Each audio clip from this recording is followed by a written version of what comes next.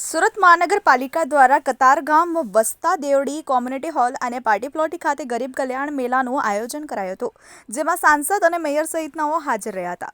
સુરત મહાનગરપાલિકા દ્વારા સુરતના સાંસદ મુકેશ પટેલ અને મેયર દક્ષેશ માવાણીની ઉપસ્થિતિમાં ગરીબ કલ્યાણ મેળાનું આયોજન કરાયું હતું, જેમાં રાજ્યના મંત્રી, ધારાસભ્યો તથા અન્ય મહાનુભાવો હાજર રહ્યા હતા. છેવાડાના માનવી સુધી ગુજરાત સરકારની કલ્યાણ યોજનાઓના લાભો હાથોહાથ પહોંચાડવાનું કામ મનપા દ્વારા કરાયું હતું.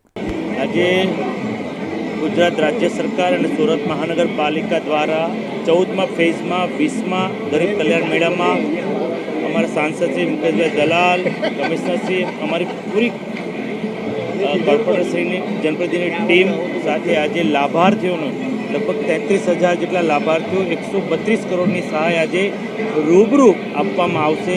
પહેલાંના સમયમાં વચેટિયાના હિસાબે પબ્લિક હેરાન થતી હતી.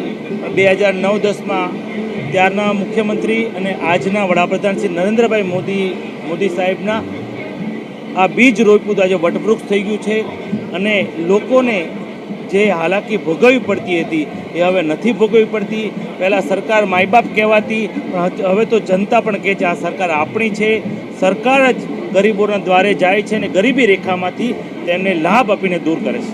આજે ગુજરાત રાજ્ય સરકાર અને સુરત મહાનગરપાલિકા દ્વારા સંયુક્ત રીતે ગરીબ કલ્યાણ મેળા 2024નું આયોજન કરવામાં આવ્યું હતું. સદર આયોજનમાં આજે લગભગ 40,000 જેટલા લાભાર્થીઓને વિવિધ યોજનાઓનો લાભ મળ્યો છે અને કુલ સહાય 136 કરોડ જેટલી થવા થાય છે. આમ તમે જુઓ તો 40,000 લાભાર્થીઓ ગુણ્યા 4 કરો તો કુલ 1,60,000 લાભાર્થીઓને આજે લાભ મળ્યો.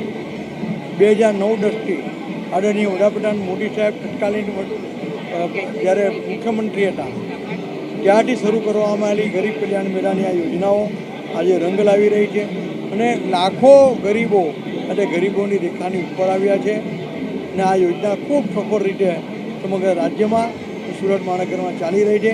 હું સુરત મહાનગરપાલિકાના મેયરશ્રી અને કમિશનરશ્રીને અને રાજ્ય સરકારશ્રીને અભિનંદન આપું છું.